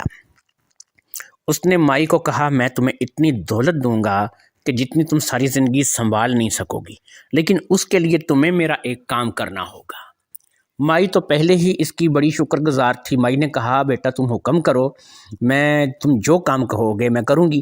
تو اس نے کہا کہ تم نے کرنا یہ ہے کہ میں کسی طرح سے ایک پیارا سا خرگوش بنوں گا، میں ایک خرگوش بن جاؤں گا، انسان سے خرگوش بن جاؤں گا۔ تم نے کیا کرنا ہے کہ مجھے لے جا کر بادشاہ کے محل میں بادشاہ کے حوالے کر دینا ہے، اور اس کو بولنا ہے کہ یہ خرگوش جو ہے یہ میں نے آپ کے باغ میں سے کھیلتا ہوا پکڑا ہے۔ میں ایسی نایاب نسل کا خرگوش بنوں گا کہ بادشاہ مجھے ذبح کرنے کا یا پھر ذبح کر کے کھانے کا تصور بھی نہیں کرے گا۔ ایک ایسا خرگوش بنوں گا کہ جو یہاں پر عام طور پر نہیں پائے جاتے، اس لیے بادشاہ مجھے پالتو خرگوش کے طور پر اپنے محل میں رکھے گا، بس میں اسی طریقے سے محل تک پہنچ جاؤں گا۔ مائی نے کہا ٹھیک ہے بیٹا، کوئی مسئلہ نہیں ہے، تم خرگوش اگر بنتے ہو میں تمہیں بادشاہ کے پاس لے جاؤں گی، اور اگر بادشاہ نے تمہیں رکھ لیا تو پھر تم وہاں رہنا۔ اگلے دن اب مائی نے یہ کیا کہ بادشاہ خرگوش بنا، تو مائی نے یہ کیا کہ بادشاہ کو اٹھا کر کے دوسرے بادشاہ کے پاس جس کی وہ بیٹی تھی لے گئی۔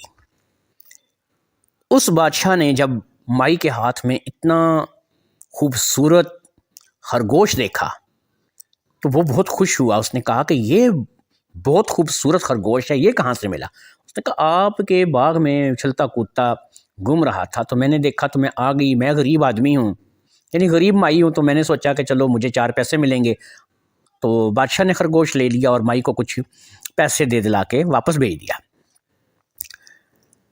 اب بادشاہ نے کہا کہ یہ خرگوش بہت خوبصورت ہے، تو اس کو کہاں رکھنا چاہیے؟ اس کو پنجرے میں نہیں رکھتے، ایسا کرتے ہیں کہ یہ تو بے ضرر سا جانور ہے، اس کو محل میں کھلا چھوڑ دیتے ہیں، اگر یہ محل میں گھومے پھرے گا تو ہمیں اس پہ کوئی اعتراض نہیں ہے۔ شہزادی جو کہ بادشاہ کے تقریباً اس وقت پاس ہی کھڑی تھی، تو اس نے کہا کہ ابا حضور یہ جو خرگوش ہے یہ تو بہت ہی پیارا ہے، اس سے تو میں اپنے پاس رکھوں گی۔ بیٹی کی ضد کے آگے باپ نے کچھ نہیں بولا، اس نے کہا ٹھیک ہے تم لے جاؤ۔ اس نے خرگوش کو اٹھایا اور اٹھا کر اپنے کمرے کی طرف لے آئی، اور پھر اس نے اپنے کمرے میں اس خرگوش کو رکھ لیا۔ اب جو خرگوش غذا کھاتا ہے وہ اس کو ڈالتی رہی، اور وہ بھی اس وقت خرگوش کے روپ میں تھا تو اس نے کھانی تھی، ظاہری بات ہے وہ کھاتا رہا۔ اسی طرح کرتے کرتے رات ہو گئی۔ جیسے ہی رات ہوئی شہزادی اپنے کمرے میں جا کے اپنے بیڈ پر لیٹ گئی، سو گئی۔ شہزادی کے سونے کے بعد جب بادشاہ کو اچھی طرح سے اطمینان ہو گیا کہ شہزادی سو چکی ہے، تو بادشاہ نے پتوں کا تصور کیا، پتے حاضر ہو گئے۔ اس نے پتا سونگا، انسان کے روپ میں آ گیا۔ اب جیسے ہی بادشاہ انسان کے روپ میں آیا، اس نے کیا کیا کہ سب سے پہلے اپنی چیزیں ڈھونڈنی شروع کی۔ بادشاہ کے بیٹی کے پلنگ کے نیچے، جو شہزادی تھی اس کے پلنگ کے نیچے، اس سے اپنی لاٹھی، اپنا کپڑا، اپنی دیگچی اور اپنی چپلیں مل گئیں۔ اس نے وہ ساری چیزیں اپنے قبضے میں کیں، اللہ کا شکر ادا کیا کہ یہ ساری چیزیں جو ہیں یہ ابھی ایک ہی جگہ پر اکٹھی رکھی ہوئی تھیں۔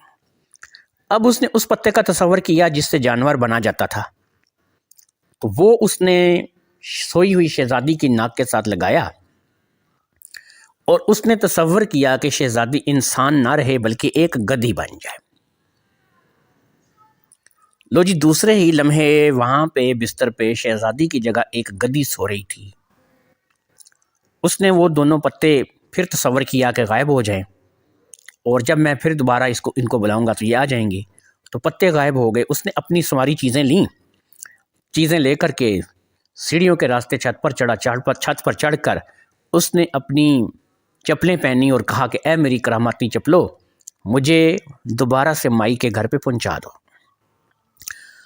لو جی، وہ مائی کے گھر پہ آیا، مائی کے گھر پہ آ کے آرام سکون کے ساتھ وہ سو گیا۔ اگلے دن بادشاہ اپنی ملکہ کے ساتھ اپنی بیٹی کے اٹھنے کا، ناشتے پر آنے کا انتظار کرتا رہا، لیکن نہ شہزادی اٹھی اور نہ ہی ناشتے پر آئی، جس کی وجہ سے بادشاہ اور ملکہ بے حد پریشان ہو گئے۔ کنیزوں اور خادموں کو بھیجا گیا کہ جاؤ بھی پتہ کرو کہ شہزادی کہاں ہے، اور وہ ابھی تک کیوں نہیں اٹھی اور کیوں ناشتہ کرنے کے لیے نہیں آئی۔ اور جب وہ کنیزیں اور جو غلام تھے وہ شہزادی کے کمرے میں گئے تو انہوں نے دیکھا کہ شہزادی تو ہے ہی نہیں وہاں پر، تو ایک گدی ہے جو کہ شہزادی کے بستر پر سو رہی ہے.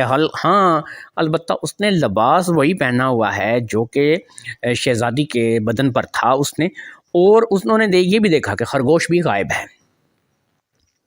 تو اب انہوں نے فٹافٹ آئی بادشاہ کے پاس آئی، بادشاہ کو کہا کہ بادشاہ سلامت، بادشاہ سلامت. غضب ہو گیا. بادشاہ نے پوچھا کیا ہوا؟ انہوں نے ساری بات بادشاہ کو بتا دی. اب جب انہوں نے ساری بات بادشاہ کو بتائی تو بادشاہ سر پکڑ کے بیٹھ گیا. ملکہ بھی رونے لگی کہ اس کی بیٹی کو کیا ہو گیا ہے. تو اب انہوں نے کہا کہ تم ایسا کرو کہ جلدی سے جا کے اس مائی کو بلا کر لاؤ جو ہمیں خرگوش دے کے گئی تھی. یقیناً خرگوش میں ہی کچھ گڑبڑ تھی. تو مائی کو بلانے کے لیے سپاہی آ گئے. بادشاہ کو یقین تھا کہ مائی کو بلانے کے لیے سپاہی آئیں گے، اس لیے اس نے مائی کو پہلے ہی ساری پٹی پڑھا دی تھی. تو بادشاہ نے مائی کو ان کے ساتھ بھیج دیا. مائی آئی تو مائی اپنی رونے دھونے لگی. اس نے کہا بادشاہ سلامت مجھے کیا پتا تھا، میں نے تو بس اس کو آپ کے باغ میں پھرتا ہوا دیکھا تو میں نے وہ خرگوش لا کے آپ کو دے دیا. اب میں جب تک وہ میرے پاس تھا تو اس نے تو مجھے کوئی نقصان نہیں پہنچایا، اور جب وہ آپ کے گھر میں آیا تو آپ کے گھر میں بھی وہ رہا تو آپ کو کوئی نقصان نہیں پہنچایا. تو میں کیسے مانوں کہ وہ خرگوش جو ہے وہ شہزادی کو گدی بنا گیا. بہرحال اس مائی نے کچھ اس قسم کا ناٹک کیا، کچھ اس قسم کی روئی دھوئی کہ بادشاہ کو اس بات پہ یقین ہو گیا کہ مائی کا اس میں کوئی ہاتھ نہیں ہے. اس نے کہا کہ ٹھیک ہے بھائی مائی کو واپس جانے دو. لو جی مائی گھر آ گئی. اب بادشاہ پریشان ہو گیا کیونکہ ایک ایسی شہزادی جو کہ شہزادی نہیں رہی تھی بلکہ ایک جانور بن چکی تھی، بلکہ جانور بھی وہ ایسا بن چکی تھی کہ جو باربرداری کے یعنی بوجھ اٹھانے کے کام آتا ہے، وہ ایک گدی بن چکی تھی. تو اس بات کو لے کر کے بادشاہ بے حد پریشان، ملکہ پریشان، بلکہ محل کا ہر آدمی پریشان ہو گیا کہ اب جو ہے وہ اس بادشاہ کا، اس شہزادی کا کیا بنے گا. اللہ کی کرنی کوئی بھی سمجھ کسی کو نہیں آ رہی تھی. آخر کار بادشاہ نے کہا کہ جاؤ اعلان کروا دو پورے ملک میں، ہمارے ملک سے یا ہمارے ملک سے ہٹ کے کسی بھی ملک سے یا پھر کسی بھی جگہ سے کوئی بھی انسان اگر آ کر میری بیٹی کو ٹھیک کرے گا تو میں اپنی بیٹی کی شادی اس بندے سے کروں گا، اور پھر اپنی آدھی سلطنت، آدھی بادشاہت میں اس کے نام لگا دوں گا، اپنی آدھی دولت میں اس کو دے دوں گا. اب جب یہ اعلان ہوا تو اعلان سن کر بڑے بڑے نامی حکیم، عالم، حافظ، مولوی، مطلب ہر قسم کے لوگ شہزادی کو ٹھیک کرنے کے لیے چل پڑے. لیکن شہزادی تھی کہ وہ کسی کی سمجھ میں ہی نہیں آ رہی تھی. شہزادی کو انہوں نے کمرے سے نکال دیا تھا کسی نہ کسی طریقے سے، اور ایک کھلی جگہ پر، ایک کھلے میدان میں باندھ رکھا تھا، اور اس کے سامنے گھاس پڑی تھی جو کہ بے چاری وہ کھانے میں مصروف تھی. اب وہ کیونکہ ایک گدی کی شکل میں تھی تو اس نے گھاس ہی کھانی تھی، اور گھاس کے علاوہ اس کو چارہ وغیرہ جو بھی ڈالا جا رہا تھا. تو اب لوگ آتے رہے اور اپنی اپنی کوشش کرتے رہے، لیکن نہ شہزادی نے گدی سے انسان بننا تھا اور نہ وہ بنی. اسی طرح یہ وقت گزرتا چلا گیا اور مایوسی چھاتی گئی. بادشاہ پریشان ہو گیا، ملکہ پریشان ہو گئی، سارے لوگ پریشان ہو گئے کہ اب میری بیٹی جو ہے وہ کبھی بھی دوبارہ شہزادی کے روپ میں نہیں آ سکے گی. کوئی حکیم، کوئی ڈاکٹر، کوئی عالم، کوئی عامل کامیاب نہ ہوا. کرتے کرتے جب کافی دن گزر گئے تو اب بادشاہ نے مائی سے کہا کہ اے مائی، میں ایک بوڑھے حکیم کا روپ بھر کر آؤں گا، تم مجھے ساتھ لے کر کے بادشاہ کے پاس چلی جانا. جب میں شہزادی کو ٹھیک کر دوں گا تو تم اسے کہنا بادشاہ کو کہ بھئی یہ بندہ مجھے ملا ہے، یہ بڑا پہنچا ہوا ہے، یہ بادشاہ کو کہنا کہ یہ شہزادی کو ٹھیک کر دے گا. لو جی مائی بادشاہ کے کہنے پر شہزادی کے بیماری کے علاج کے لیے دوسرے بادشاہ جس کے وہ بیٹی تھی اس کے پاس اس بادشاہ کو لے گئی۔ اب یہ بادشاہ ایک بوڑھے ضعیف کی شکل میں تھا کہ جس کے ہاتھ پاؤں ٹانگیں کانپ رہی تھیں۔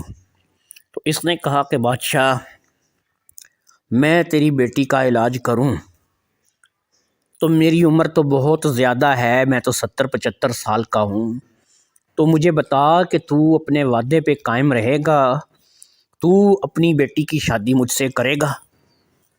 اب بادشاہ وہی ہے کہ مرتا کیا نہ کرتا، اس نے کہا جی ضرور کروں گا حکیم صاحب، اگر میری بچی ٹھیک ہو جائے میں آپ کے ساتھ اپنی بچی کی شادی بھی کروں گا اور اپنی آدھی سلطنت آدھی دولت بھی آپ کو دے دوں گا۔ تو اب یہ بادشاہ کہنے لگا اب ٹھیک ہے، تو ایسا ہے کہ مجھے تم اس جگہ پر لے چلو جہاں پر شہزادی ہے، لیکن میں اس کا علاج تبھی کر سکوں گا کہ میری شرط ہے کہ وہاں پر کوئی اور موجود نہ ہو۔ بادشاہ نے ایک کنیز کو حکم دیا کہ بھئی تم ایسا کرو کہ ان کو لے کر وہاں پر جاؤ جہاں پر شہزادی ہے اور وہاں سے سارے پہرے ہٹا دو، سارے لوگ وہاں سے نکل آؤ اور وہاں پر کوئی بھی نہ رہے۔ تو اب جناب حکیم صاحب جو کہ بادشاہ حکیم بنا ہوا تھا پہنچ گیا شہزادی کے پاس۔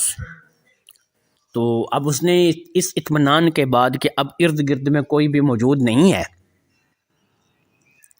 تو اس نے کیا کیا کہ اس نے پتوں کا تصور کیا۔ جیسے ہی اس نے پتوں کا تصور کیا تو جانور سے انسان بنانے والا پتا حاضر ہو گیا۔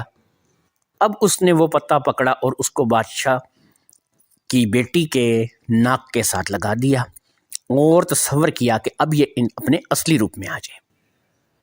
لو ہی تھوڑی دیر میں وہ شہزادی اپنے اصلی روپ میں آ گئی۔ جیسے ہی شہزادی اپنے اصلی روپ میں آئی وہ خوشی سے چلاتی ہوئی اپنے باپ اور ماں کی طرف بھاگی۔ ادھر بادشاہ اور ملکہ نے دیکھا کہ ان کی بیٹی خوشی سے چلاتی ہوئی ان کی طرف بھاگی چلی آ رہی ہے، ان کی تو خوشی کا کوئی ٹھکانہ نہ رہا۔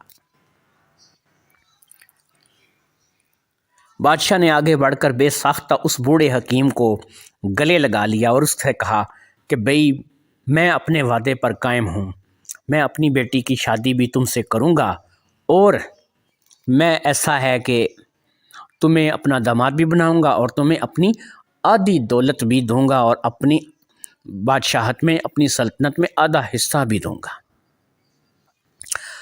اب وہ جو بادشاہ تھا وہ اپنی اصل آواز میں بولا، اس نے کہا کہ بادشاہ سلامت، دولت روپیہ پیسہ سلطنت مجھے نہیں چاہیے، میرے پاس اللہ کا دیا بہت کچھ ہے، میں خود ایک ملک کا بادشاہ ہوں اور مجھے کسی چیز کی بھی کمی نہیں ہے، مجھے صرف شہزادی سے شادی کرنی تھی جو کہ اب آپ نے مجھے بول دیا ہے اور وہ میں کروں گا۔ بادشاہ نے کہا تم کون ہو؟ میں نے تمہیں پہچانا نہیں۔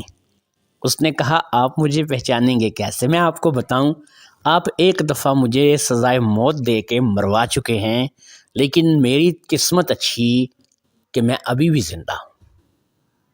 بادشاہ نے کہا اس کا مطلب ہے کہ تم وہ ہو، وہ جو عطر والا؟ اس نے کہا ہاں میں وہی ہوں۔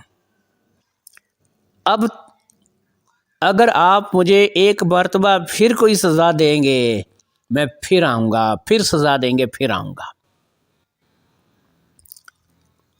بادشاہ بھی اس بات پر حیران تھا کہ یہ کیا بلا ہے، کیا چیز ہے، کیسے میری بیٹی کے کمرے میں آتا رہا، کیسے جاتا رہا اور اس نے کیا کیا؟ اس نے کہا چلو ٹھیک ہے بھئی میں ہار مانتا ہوں، تم میری بیٹی سے جب چاہے شادی کر سکتے ہو، میں تمہاری شادی کروا دوں گا۔ اب اس بات کے بعد اس نے کہا شہزادی کو کہ شہزادی تم مجھے چھوڑ کر کیوں جنگل میں چلی آئی تھی؟ اس نے کہا میں نے تمہیں کہا تو تھا کہ میں اپنی والدین کی مرضی کے بغیر شادی نہیں کر سکتی، جب میرے والدین کی مرضی ہوگی تبھی میں شادی کروں گی، لہٰذا اب تم نے میرے والدین کی اجازت لے لی ہے تو مجھے بھی کوئی اعتراض نہیں، میں بھی تم سے شادی کرنے کے لیے تیار ہوں۔ شادی کی تیاریاں شروع ہو گئیں۔ اللہ تعالیٰ کے فضل و کرم سے دونوں کی شادی ہو گئی۔ اب بادشاہ نے کہا بھائی کہ تم جہیز میں کیا لوگے، کیا لے کے جاؤ گے؟ اس نے کہا کچھ بھی نہیں، مکان کی چھت پہ جاؤں گا، آپ کے محل کی چھت پہ جاؤں گا، اپنی بیوی کو اپنے کندھوں پہ بٹھاؤں گا اور یہاں سے نکل جاؤں گا، بس اتنا کروں گا۔ انہوں نے کہا چلو ٹھیک ہے، جیسے تمہاری مرضی، میں کل صبح انشاءاللہ یہاں سے روانہ ہو جاؤں گا۔ اب بادشاہ نے کہا، اب شادی ہو چکی تھی، اس نے کہا جی ٹھیک ہے کل صبح روانہ ہو جانا۔ جانے سے پہلے جناب بادشاہ اس مائی کے گھر گیا۔ اس نے کہا کہ مائی کتنی دولت چاہیے تمہیں، کتنا پیسہ چاہیے؟ اس نے کہا بیٹا اتنے کہ میری باقی زندگی آرام سے گزر سکے۔ اس نے کپڑے کو ایک طرف سے پکڑ کر دوسری طرف سے اس کو جھٹکے دینے شروع کیے تو وہاں دولت کے انبار لگ گئے، روپیہ پیسہ اشرفیاں ہیرے جواہرات۔ تو اس نے کہا کہ یہ سب تمہارے ہیں، اپنی زندگی عیش و عشرت سے بسر کرو، اب میں یہاں سے ہمیشہ ہمیشہ کے لیے جا رہا ہوں، تو اب جو ہے وہ میری واپسی جو ہے وہ نہ ہوگی۔ لو جی اگلے دن سویرا ہو گیا، صبح صبح کے ٹائم پہ سب لوگ چھت پہ اکٹھے ہو گئے۔ بادشاہ نے اپنی ساری چیزیں مکمل کیں، جس میں لاٹھی، کپڑا، دیگچی اور چپلیں تھیں، تو وہ پہن کر اب بادشاہ نے شہزادی کو اپنے کندھے پر اٹھایا اور پھر اپنی چپلوں سے کہا کہ اے میری کراماتی چپلو، مجھے میرے محل پر لے چلو۔ اتنا کہنا تھا کہ چپلیں ہوا میں اڑنے لگیں۔ جیسے ہی چپلیں ہوا میں اڑیں، بادشاہ اور شہزادی بھی اڑنے لگے۔ سب نیچے سے ہاتھ ہلا ہلا کر ان کو الوداع کر رہے تھے۔ شہزادی بھی اوپر سے ہاتھ ہلا ہلا کر ان کی الوداعی چت کا جواب دے رہی تھی۔ کرتے کرتے کرتے کرتے بادشاہ ان چپلوں کے سہارے اڑتا ہوا، چلتا ہوا اس جنگل پر پہنچ گیا جہاں سے اس نے وہ چاروں چیزیں ان چاروں بچوں سے لی تھیں۔ وہاں پر پہنچ کر بادشاہ نے شہزادی کو کہا کہ مجھے یہاں پر اس جنگل میں نیچے اترنا ہوگا۔ اس نے کہا کیوں؟ اس نے کہا بس ایک کام ہے، وہ میں کر لوں، انشاءاللہ یہ کام کرنا بھی بہت ضروری ہے۔ بادشاہ وہاں نیچے اترا اور ٹھیک اسی جھونپڑی کے پاس اتر گیا۔ وہاں پر وہ چار بچے اداس جھونپڑی کے پاس بیٹھے ہوئے تھے، جن چار بچوں کی چیزیں لے کر بادشاہ بھاگ گیا تھا۔ بادشاہ کا گھوڑا وہیں پر بندھا ہوا تھا، کیونکہ اپنا گھوڑا تو وہ وہیں چھوڑ گیا تھا، وہاں سے تو اس نے چپلوں کی سواری شروع کر دی تھی۔ ان چاروں نے بادشاہ کو جیسے ہی دیکھا وہ بڑے خونخوار طریقے سے بھاگتے ہوئے بادشاہ کی طرف بھاگے۔ بادشاہ نے ان کو ایک دبک لگائی کہ رک جاؤ، پہلے میری بات سنو، پھر تم لوگ جو چاہے کرتے رہنا۔ وہ سارے اپنی اپنی جگہ پر ایسے رک گئے جیسے چابی بھرا کھلونا رک جاتا ہے۔ بادشاہ نے کہا دیکھو، میں مانتا ہوں کہ میں تم لوگوں کی چیزیں لے کر چلا گیا، کیونکہ اگر یہ چیزیں تم لوگوں کے پاس رہتی اور میں تم لوگوں میں تقسیم کر بھی دیتا تو میرے جانے کے بعد ہو سکتا ہے کہ تم دوبارہ ان چیزوں کے لیے آپس میں جھگڑنے لگتے، یا پھر تم ان چیزوں کی اس طریقے سے سنبھال نہ کر سکتے۔ تم ابھی چھوٹے ہو، بچے ہو، اس قابل نہیں ہو کہ تم لوگ ان چیزوں کی دیکھ بھال کر سکو یا ایسی کراماتی چیزیں سنبھال سکو۔ اس لیے میں نے تم سب لوگوں کے لیے ایک فیصلہ کیا ہے۔ میں اگر چور ہوتا یا میں تم لوگوں کے ساتھ فراڈ کرنا چاہتا یا تم لوگوں کو دھوکہ دینا چاہتا تو میں کبھی بھی واپس یہاں اس جنگل میں نہ آتا۔ تو اس لیے میری بات کو غور سے سنو، تم چاروں بچے میرے ساتھ میرے محل چلو گے، میں تم لوگوں کو اپنے محل لے کے جاؤں گا، تم لوگوں کو لکھاؤں گا، پڑھاؤں گا، اچھی تیر اندازی، اچھی تلوار بازی سکھاؤں گا، تم لوگوں کو تمہارے پیروں پر کھڑا کروں گا۔ جب تم لوگ بڑے ہو جاؤ گے تم لوگ اپنی اپنی جو چیز مجھ سے، اس وقت تم لوگوں میں اتنی عقل آ جائے گی کہ تم میں سے کس کو کیا چیز چاہیے، کس کو کیا چیز فائدہ دے گی، کون سی چیز کس کے لیے فائدہ مند ہے، منافع بخش ہے۔ لہٰذا میری بات مانو تو میرے ساتھ میرے محل چلو، اور جب تم لوگ میرے محل جاؤ گے تو میں تم لوگوں کو یہ چیزیں ابھی نہیں دوں گا، یہ چیزیں تمہاری امانت کے طور پہ میرے پاس رہیں گی، لیکن جب تم لوگ بڑے ہو جاؤ گے تو تمہیں یہ چیزیں مل جائیں گی۔ بات بچوں کی سمجھ میں آ گئی، انہوں نے سمجھ لیا کہ واقعی ہماری ابھی یہ عمر نہیں ہے کہ ہم اس چیز سے اپنا معاملات چلا سکیں یا ہم اس چیز کو سمجھ سکیں۔ تو انہوں نے بادشاہ سے کہا کہ ٹھیک ہے، ہم تمہارے ساتھ محل میں چلنے کے لیے تیار ہیں۔ لہٰذا بادشاہ نے کہا کہ ٹھیک ہے، یہاں سے ہم لوگ جانا چاہیں تو کچھ لوگ سفر کر کے جا سکتے ہیں اور کچھ لوگ پیدل جا سکتے ہیں، کیونکہ ہمارے پاس سواری جو ہے وہ صرف ایک گھوڑے کی شکل میں ہے اور یا پھر یہ چپلیں ہیں۔ اب میں چپلیں پہن کر اپنی شہزادی کو اٹھا کر تو لے کے جا سکتا ہوں، لیکن میں تم چاروں کو بھی اپنے ساتھ اٹھا کر لے کر نہیں جا سکتا۔ میرا گھوڑا ہے، اس پہ زیادہ سے زیادہ 2 لوگ بیٹھ سکتے ہیں، تو اس لیے میں اس بار تم لوگوں کو یہ موقع دیتا ہوں کہ تم لوگ ایسا کرو کہ 2 لوگ میرے گھوڑے پر ہو جاؤ اور 2 لوگ ایسا کرو کہ چپل پہن کر ایک دوسرے کو اٹھا لو۔ تو جیسے ہی تم چپل پہن کر دوسرے کو اٹھاؤ گے تو تم لوگ اس قابل ہو جاؤ گے کہ تم میرے محل میں پہنچ جاؤ۔ جیسے ہی تم لوگ میرے محل میں پہنچ جاؤ گے، یہ میرا خط تم میرے وزیر کو دو گے، وہ تمہیں مہمان خانے میں لے جائے گا اور تم لوگوں کو بڑی عزت و احترام سے بٹھائے گا۔ رہ گیا میں اور شہزادی، تو اب ہمارا محل یہاں سے زیادہ دور نہیں ہے، ہم لوگ یہاں سے کچھ فاصلہ طے کرنے کے بعد کسی شہر میں جائیں گے، وہاں سے ہم ایک گھوڑا لے لیں گے اور اس گھوڑے پر بیٹھ کر ہم دونوں چلے آئیں گے۔ ان لوگوں نے کہا ٹھیک ہے، ہم جو ہے ایسے ہی کرتے ہیں اور ہم آپ کے ساتھ۔ باقی کی چیزیں بھی بادشاہ نے ان چاروں بچوں کو حوالے کر دیں، اور ایک بچہ جو کہ ان میں تھوڑا صحت مند اور تگڑا تھا، اس نے وہ جوتیاں پہن کر ایک بچے کو جو کہ دبلا پتلا تھا اپنے کندھے پر بٹھا لیا، اور پھر اپنی چپلوں سے کہا کہ چلو میری کرامتی چپلو، مجھے اس بادشاہ کے محل پر لے چلو۔ دوسرا بچہ تھا، اس نے ایک اور بچے کو اپنے ساتھ گھوڑے پر بٹھایا اور وہ گھوڑے پر لے کر کے روانہ ہو گیا۔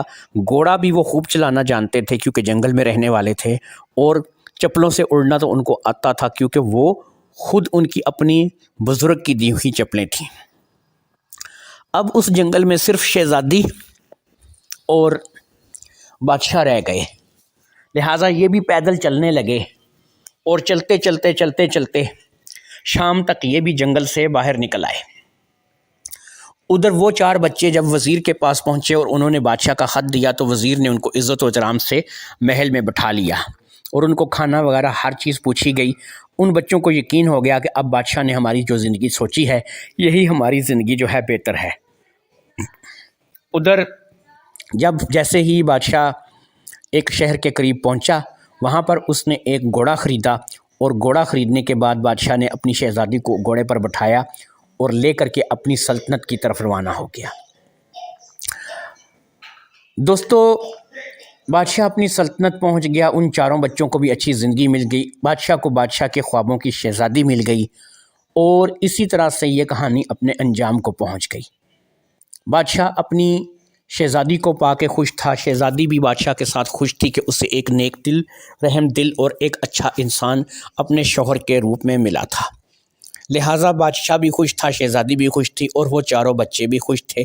آپ بھی اپنے گھر میں خوش ہیں اور میں بھی اپنے گھر میں خوش ہوں۔ انشاءاللہ تعالیٰ عنقریب ایک اور اچھی سٹوری کے ساتھ میں آپ کی خدمت میں حاضر ہوں گا۔ میرے چینل کو آپ لوگ سبسکرائب کر دیا کریں، میری جو ویڈیو آپ خود سنتے ہیں یہ اپنے دوستوں کو بھی سنوایا کریں، میرے اس میں یہ ہے کہ آپ جب اپنے دوستوں کے پاس میں تو دیے سے دیا جو ہے وہ جلتا چلا جائے گا. آپ کے دوست جب میری ویڈیو سنیں گے اس کے بعد ان کے رشتہ داروں میں تو بہت سے چھوٹے چھوٹے بچے جو ہیں جو ہیں ان کو بھی آپ میری ویڈیو جو ہے نا وہ دیا کریں سننے کے لیے. جو لوگ کہانیاں پڑھ نہیں سکتے تو وہ اس طریقے سے موبائل پہ کہانی سن لیا کریں. تو ان شاء اللہ تعالیٰ میں بھی آپ کی نانی اماں کی طرح آپ لوگوں کو کہانی نانی اماں دادی اماں کی طرح کہانیاں سناتا رہوں گا، اور جب تک میرا یہ چینل آپ لوگ جو ہے چلنے دیں گے. میں آپ کو ایک چیز بتاؤں کہ ہمارے سر پہ ایک تلوار لٹک رہی ہوتی ہے کہ یوٹیوب سے ہمیں یہ ہوتا ہے کہ آپ جو ہے 1 سال کے اندر اندر اپنا واچنگ ٹائم پورا کرو. تو میں آپ لوگوں کو یہ بتاؤں گا کہ جتنی زیادہ آپ میری کہانی آگے شیئر کریں گے اتنی جلدی میرا واچنگ ٹائم جو ہے وہ پورا ہوگا، اور آپ لوگوں کے لیے بھی اچھا ہوگا، میرے لیے بھی اچھا ہوگا. ادروائز یہ ہے کہ چینل تو میرا رہے گا، لیکن پھر یہ ہے کہ جب بندے کو مطلب کہ کوئی ویورز نہیں آتے، دوست نہیں آتے، کوئی دیکھنے سننے والا نہیں آتا، تو پھر وہ بندے کا دل ٹوٹ جاتا ہے. بندہ کہتا ہے یار اب میں کہانی بھی سناتا ہوں، اتنی محنت بھی کرتا ہوں، تو پھر یہ کوئی بندہ جو ہے وہ دیکھنے سننے والا بھی نہیں آتا. تو ان شاء اللہ تعالیٰ آپ میرے ساتھ رہیے گا، اور اسی طرح ہم لوگ کہانیاں سنتے بھی رہیں گے اور سناتے بھی رہیں گے. چینل کو سبسکرائب کیجئے، لائک کیجئے، کمنٹ کیجئے اور شیئر کیجئے، اور زیادہ سے زیادہ اپنے دوستوں میں یہ رجحان پیدا کیجئے. آپ یہ دیکھیں گے کہ میری جو جتنی بھی کہانیاں آج تک آپ نے سنی ہوں گی، میری کہانی جو ہے وہ جو ہے بےخودگی سے پاک ہوتی ہے. میں نے کبھی آپ کو جو ہے وہ اگر میری کسی کہانی میں کوئی ایسا کوئی معاملہ آ بھی جاتا ہے تو میں اس کو اس طریقے سے گول کر کے نکل جاتا ہوں کہ آپ کو اس کا احساس تک نہیں ہونے دیتا، کیونکہ میری کہانیاں فیملیز نے بھی پڑھنی ہے، سننی ہے، اور بچوں نے بھی پڑھنی سننی ہے، اور بڑوں نے بھی پڑھنی سننی ہے. تو بےہودگی سے پاک اگر میں آپ لوگوں کو ایک خالصتاً جو ہے وہ بچوں کی بڑوں کی انٹرٹینمنٹ کے لیے کہانی دے رہا ہوں، تو آپ لوگ میرے ساتھ ضرور تعاون کیجئے. تو ان شاء اللہ تعالیٰ آپ سے اگلی کہانی میں ملاقات ہوگی. اللہ حافظ. السلام علیکم ورحمۃ اللہ وبرکاتہ.